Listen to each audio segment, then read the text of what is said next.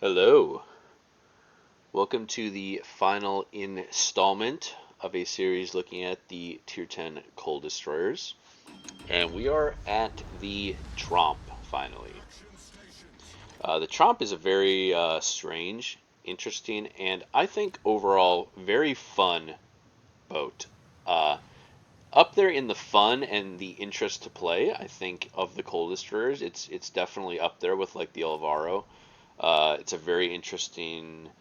I don't even want to really say play style because the Tromp is like three different play styles kind of baked into one another. You have this 5.9 cam concealment. So one play style is against ships with bad DPM like Shimas, even like Gearings and stuff like this. You're a cap contester and in many ways destroyer fighter with incredible base range that you can and should buff to almost 16 kilometers. You are an excellent long range HE spammer. And then you're also an incredible stealth threat. And that's not so much down to the torpedoes. The torpedoes are servable. You get one set of three per side. They go 12 kilometers. They do 15,000 damage. Decent stealth. So if you are in a situation where you can spam torps constantly, you actually have about the same torpedo DPM of Holland. But really what it comes down to is these airstrikes. That Wargaming buffed again.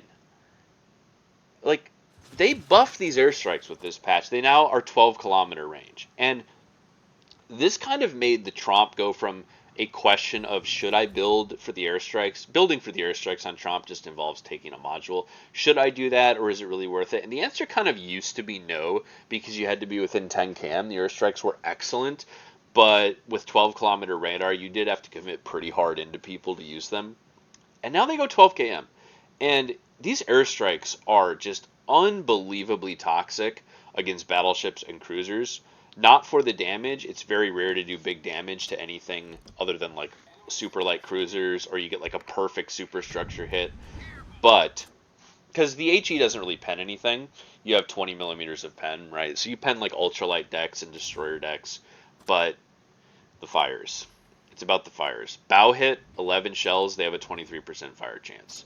So I get a fire in this Petro. And because Tromp has such good guns, they're basically Ragnar guns.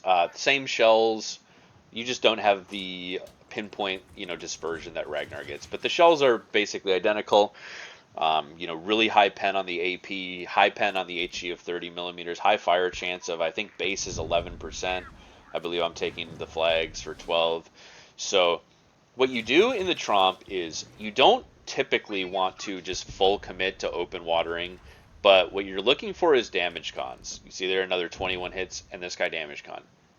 So, it's going to last for 15 seconds. My shells will take a while to get there. So as soon as my front turrets are on them, I can open up.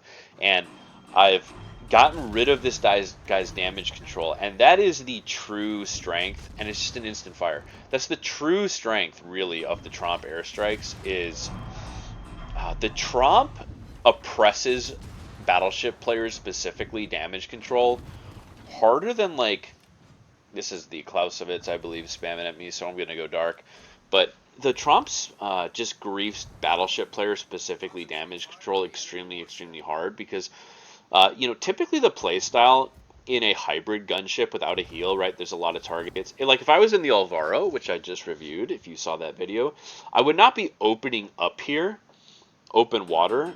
I would be trying to get a flood with a torpedo, and then I would open up. So the mentality, the thought process is kind of identical. I'm going to use stealth damage to pop a damage con, and then it is much, much more worthwhile risking losing HP because I know I'm going to get a permafire.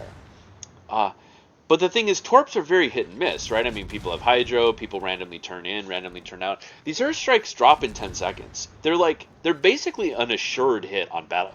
Specifically on battleships, they're basically a guaranteed hit unless you fuck up the aim on them.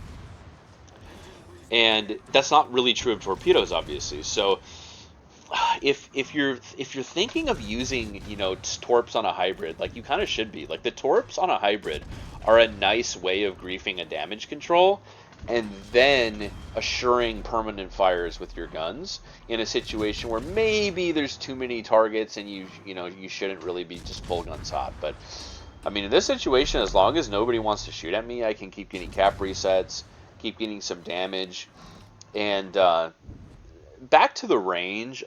It gets up to 15.9 with the captain build. I do think the range is required on Tromp Captain. I think AFT is mandatory because you are big and you are very slow, and you will run out of speed boosts or you don't have them up and you need to farm. And the difference in dodging shells in the Tromp at say 15 kilometers is you're pretty successful, and then when you try to dodge at about 12, you kind of just get shit on. So you definitely want range. And there's also kind of nothing else worth taking. We'll go over the captain build at the end as always, but I do think range is mandatory on Tromp. Now here, the Petro turned out. So that's why I didn't push back into airstrike immediately as the Petro was there. But now that he's turning around, I'm not going to get radared in front of 6 people, right? Even ally spotting of 10 to 15 seconds in front of all these guys, I'd probably get shit on. But now that the Petro is gone, I can push in, and this is kind of like a perfect situation in the Tromp. Is you are one of the most griefing ships to face on a team push, because unlike torpedoes come in waves, right? Like now if you were in a Yang or a Shima, obviously you would be like fucking salivating here, right? Because you'd be like, oh my god, I can get out 15 torps a set, in the Shima, I can reload boost to my Yang, I'm gonna get torp hits. But I mean, there's 2 boats with hydro, and the torps are going to come in waves about every 2 minutes. And while, yeah, the torps might get you some nice alpha hits, obviously, if you stack a couple on a target, you're not utilizing it the same way. Because if I get a flooding on one of these battleships with a rack of Shima torps, that's great, but they're going to put out the flood, and then it's going to take me 1.5 to 2 minutes to torp them again, and they're going to put out the next flood. So it's not really. So there's a flood on that guy, right? And that's going to be kind of my next target with the airstrikes. And it's this combination of when people are pushing into Tromp, this combination of torps and airstrikes, because the airstrikes are like guaranteed fires. I mean, listen, if you fuck them up and hit a few bombs, maybe you don't get a fire, and like maybe every now and then you don't get a fire, but it's like a virtual guarantee to get a fire with a Tromp airstrike drop. I mean, you hit so many bombs and they have a very respectable fire chance. It's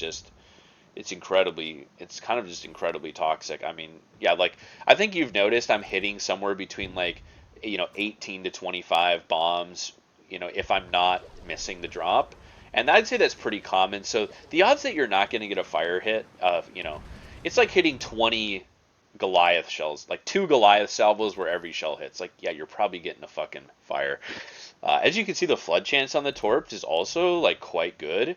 And I'm just like permanently griefing damage control. And I want you to ask yourself, like, what other destroyer can do this to battleships? Like, what other destroyer can guarantee that they have to use damage control and then guarantee permanent damage over time?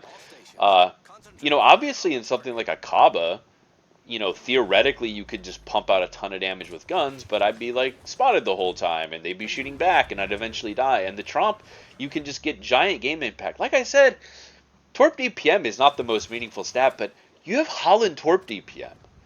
Like, you do get these torps back in under a minute base, I believe. Or, no, 70 seconds base. So every 70 seconds, you are putting out, 2 racks of torps. Or every 35 seconds, you're putting out a rack of 3 torps. They have decent concealment. It's like 1.3. Decent speed, 70 knots. Decent flood chance. Decent alpha, 15k. They're very decent torps. I'm going to fuck up that drop, which is unfortunate. But, missing battleships, especially with the Tromp, is really down to... But I still get a fire. Like that, so I fucked it up, right? I mean, I hit 8 shells. Most of my other drops are around 20. But you still get the fire. So it's just this constant griefing, and I am going to have to kill this Castilla because it's just... I don't know what my Musashi and Yoda are doing. They're not shooting literally the only target on their entire team that matters. And probably the game is lost because they didn't kill this guy. because I'm just going to have to sacrifice a bunch of HP. There's no dodging at this range against Castilla. The only reason I'm not getting totally shit on is he has AP loaded. Tromp can take full pens from cruiser AP, but it's not like that likely. So unfortunately, I was forced to trade 15,000 HP to kill this guy, which is going to impact my ability to fight things late game. So that's unfortunate, but sometimes you just don't have a team.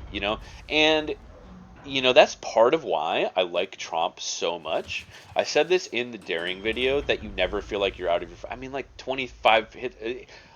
I don't know if I've not gotten a fire on one of these drops. I mean, we're at 8 fires. I think only 2 were with the guns or something. It's so reliable. It's so reliable because a perma fire on a Slava is worth like a solid 10,000 damage, right? So, and it's the back to that griefing. Now my team is, my Musashi went AFK, right? And the Yodo died, so no one can really capitalize on my damage control griefing. But and there you see like a perfect superstructure hit, pretty big damage. 12k and a double fire, like this shit is no joke. Opening up on the Marceau here would 100% get me killed because I am in Palmer secondary range. So even though I could absolutely kill him because the shell arcs are very decent, I could absolutely kill this Marceau, but I would also absolutely die to Clausewitz and Pommern. So that would not be the play. And because the airstrikes reload so comfortably, like I have I take the module, so we're at lower airstrike time. Normally it's 48 seconds, but even at 48 seconds, if you're totally out of an airstrike, and there you go, another permanent fire. If you drop an airstrike on this Pommern, right, because it takes 10 seconds to drop, so by the time the airstrike hits, you only have 38 seconds remaining on your next airstrike. Assuming you're out of one, you don't have one stored. So his damage con is going to last for, depending on the ship, 15 to 30 seconds. So you don't even want to instant drop the airstrike. I mean, we just got Witherer. You don't want to instant drop the airstrike. You want to wait anyway. So, I mean, this is just a waste. He was going to hit my torps, but whatever. I should have dropped that on Clausewitz. Probably a mistake. But my point being that the timing is so... The timing of the airstrike reload is actually extremely, extremely good. It's almost like the perfect reload because you take this module with 48 seconds, you drop. By the time the shells, the bombs hit, you only have 35 to 40 seconds remaining. Their damage con wears off. By the time their damage control wears off, you only really have about 20 or less seconds remaining. If it's a USNBB with a cold ECP, then you only wait 15 seconds. So like if you get a permafire, it is guaranteed to last. That's my point. Is these permanent fires are guaranteed to last. I said that with the Golden Lion ledge mod video about how the timing is super super toxic because even if you're spamming the airstrikes on cooldown, it's about when the strike comes, and it's the fact that the strike always comes just after the DCP wears off. Even against cruisers, the strike comes only halfway, and since cruisers only take 30-second fires, that works out just fine. But I mean, the shell arcs are, basically Ragnar shells, very comfy to hit targets out to very long range. Clausewitz, if this was a Hindenburg, I'd be doing a lot more damage because Clausewitz, of course, has that improved deck plating. So that's why I'm getting a lot of non-pens here. But this game is just kind of over. My team refused to kill the Castilla, so I had to trade HP. Because I had to trade HP, that means that while fighting this Clausewitz, and I have to kill him, right? I obviously have to kill him because my Marceau opened up. So 1, I have to help him. 2, he has to die. I could probably kill him here with a little bit of help. So, and I'm going to lose more HP trying to kill this guy. So it's just kind of, the game's kind of fucked. But I do think it highlights very, very well how, and you see just how sluggish this thing is to try to, like, I'm trying to dodge shells without the speed boost, man. At 14 kilometers, and Clausewitz, Hindenburg, like, these aren't even the best shell arcs, and, like, I mean, the get up and go on this ship is trash. Now, in fairness, this is without prop mod. With prop mod, maybe I dodge a little bit better, because the ship will get going a bit faster. But especially with these airstrikes buffed to 12 kilometers, It's harder and harder to justify prop mod. Prop mod absolutely makes you eat less shit, absolutely. But these situations, like especially in this game, I mean, I was basically spamming airstrikes on cooldown, and that 12-kilometer range just makes them so infinitely, really more usable, infinitely more usable. Um, I don't understand. I actually don't understand. I thought Tromp was like a strong ship. Upon release, as soon as I got my hands on it, I like saw the stats. I was like, that looks pretty good. That looks pretty fun. Got the Tromp, and I was like kind of almost really almost like blown away by how good overall the ship is. So the buff to the range on the airstrikes truly does confuse me. It really does because the airstrikes were always very good and very useful, but you had to kind of make a conscious playstyle change to use them. So like what you would typically do in the Tromp is you would kind of start from stealth like I did in this game, use the airstrikes, and then open up the range while farming. But then the thing is, with 10 kilometers, once you open up the range, it takes you a long time to get back in range. And, that 2 kilometer difference is like, typically about a solid 30 seconds, sometimes a minute of less time it takes for you to transition from that open water, long range, Ragnar style HE farming. The transition between that and pushing back into torp and and to use the airstrikes, is excellent because especially when targets are pushing you, much like with Golden Lion, ships are bigger than scale. So, if a battleship is full speed pushing you at 30 knots, realistically you can drop these airstrikes at 13 kilometers, and their speed will carry them into them, right? So, it's very interesting because that was kind of the one thing that I thought kept the Tromp a bit in check, if you will, is that you had to make a conscious playstyle change mid game.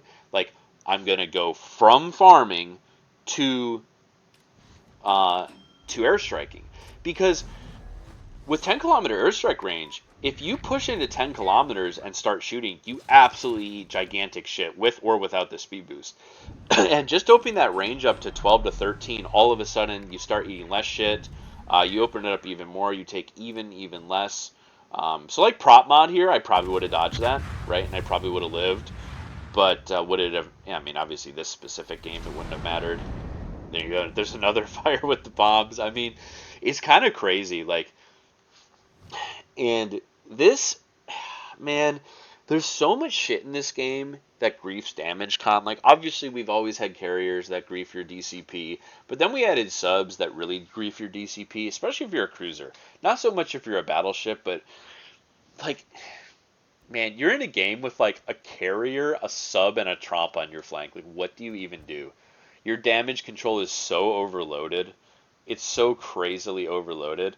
37,000 with airstrikes and fires. I think maybe I had two perma-fires with the guns, but like the airstrikes kind of comfortably accounted for about 100,000 damage. So these airstrikes are incredibly useful. Even you don't really care about the alpha damage. It's just like the guaranteed fire chance, really, because even on cruisers, you almost kind of guarantee like 20 bomb hits if you aim right, and like at least stealth torps. Well, yeah, it's permanent citadel damage that's mostly unhealable.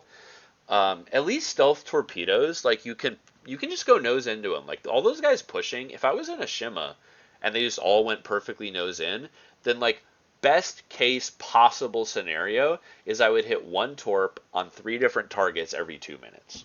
Right? That would be the best case scenario in like a heavy stealth torp boat.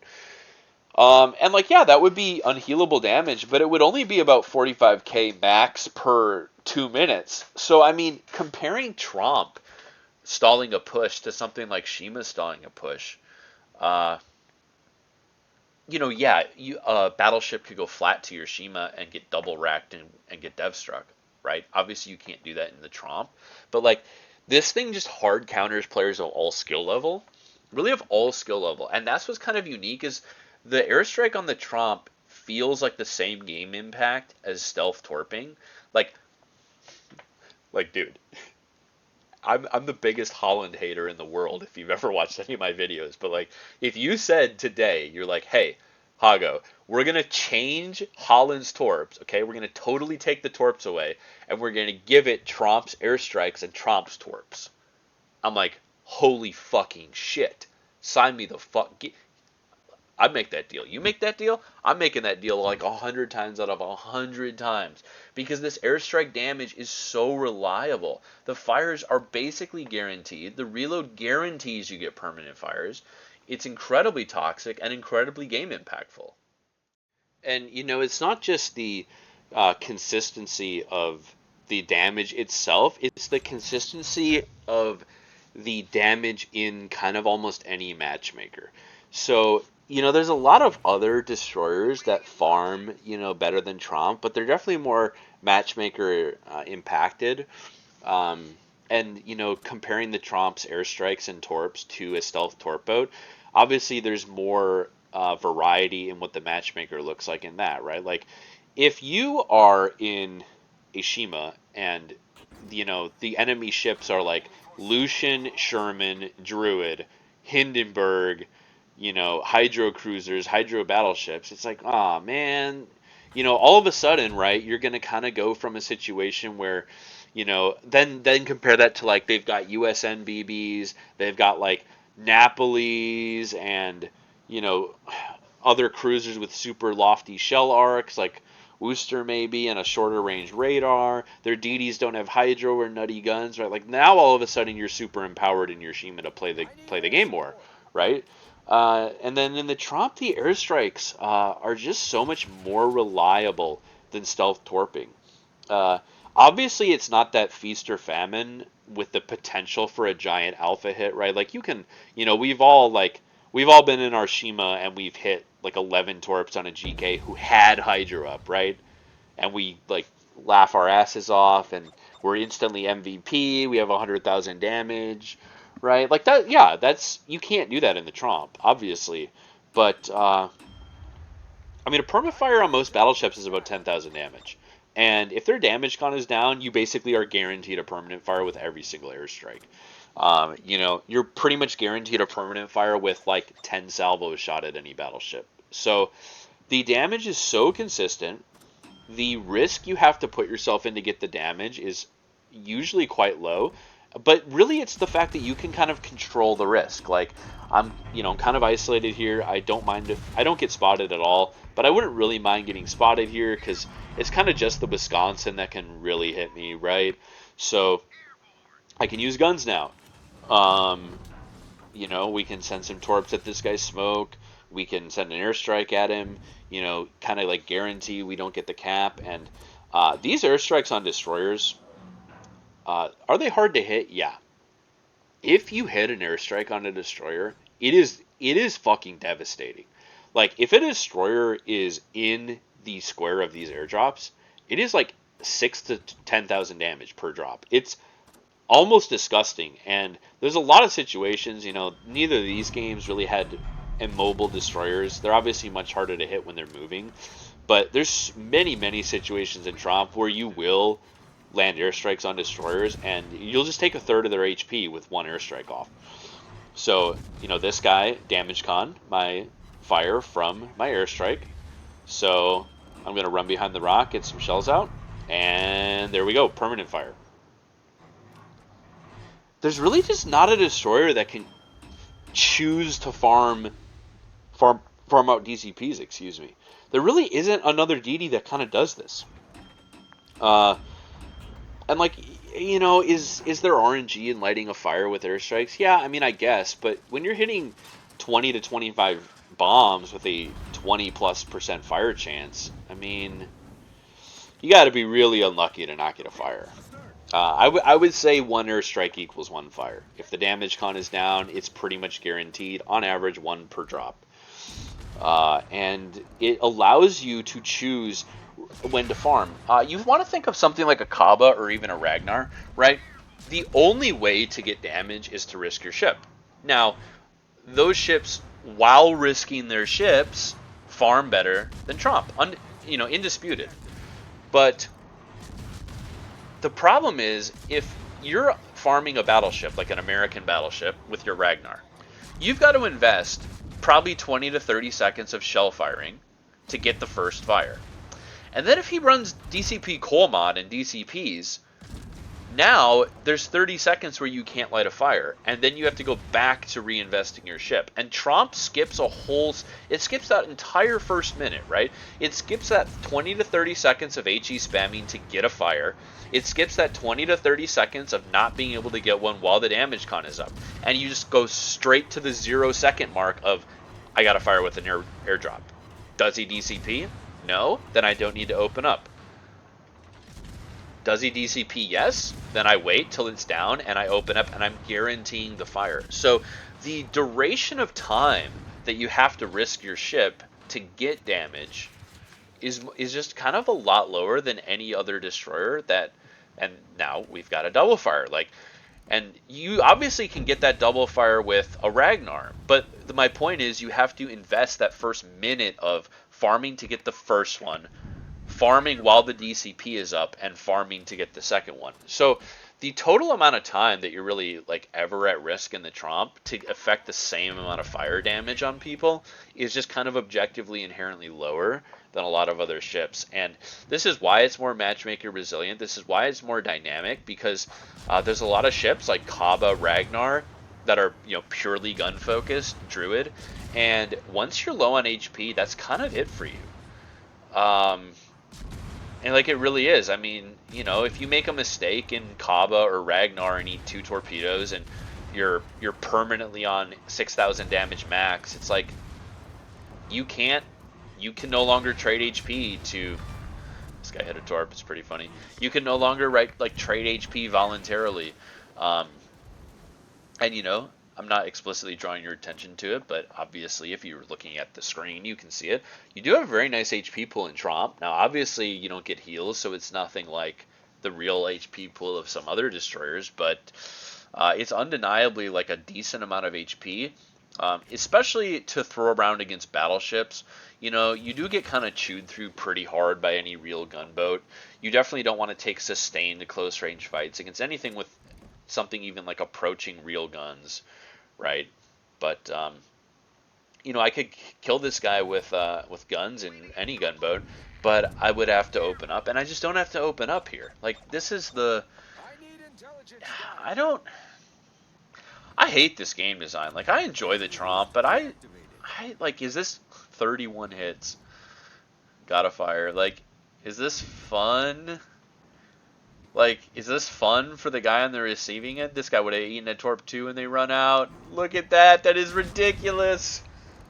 But, you just spam the torps on cooldown. You're not trying to, super predict people. And this Montana, now, after being griefed by me all game, will actually become the luckiest human being to ever play the game of World of Warships.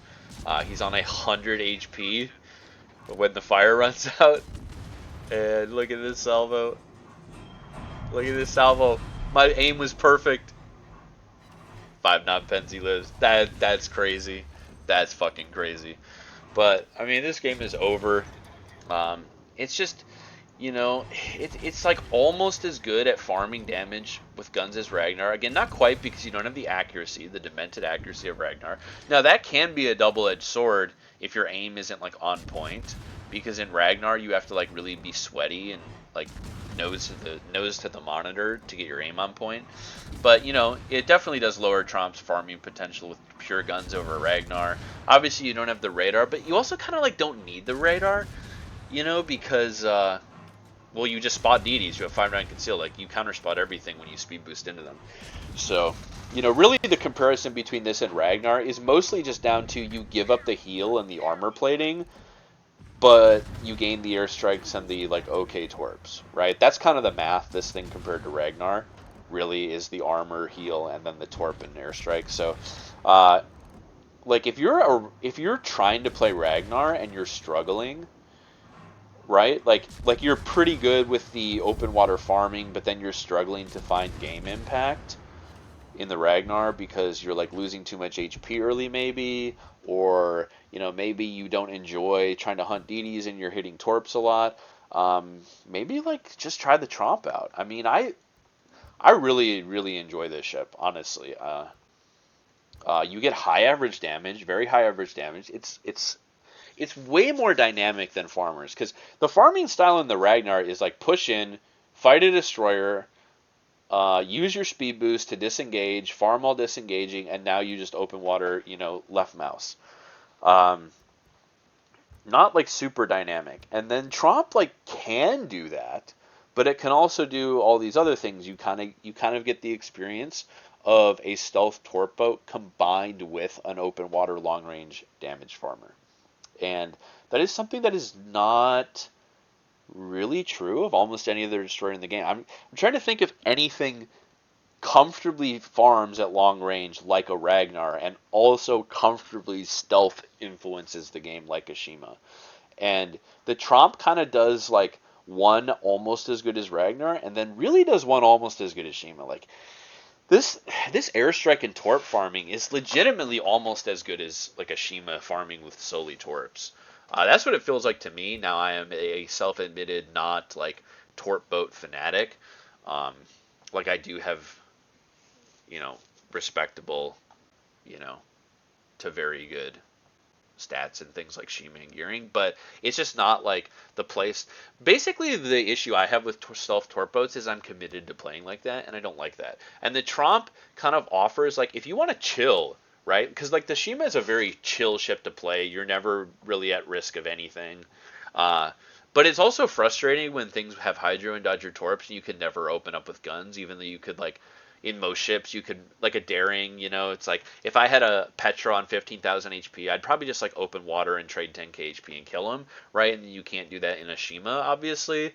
So what I like about the Tromp so much is I can play the super relaxed and chill play style of a Shima at times, and then I can play the speed juking, super long range HE farming style of like Ragnar Kala at times. Uh, it's kind of unique that it offers both playstyles a bit. Okay, starting with equipment. Super standard aside from slot 4. Um, Main armaments, you absolutely, absolutely want this engine boost mod. You want aiming, you want concealment, you want reload. This is the debate. Prop mod or airstrike modification. It is a reasonably substantial amount of time. It is a 60-second reload on the airstrikes. This gets it down to 48.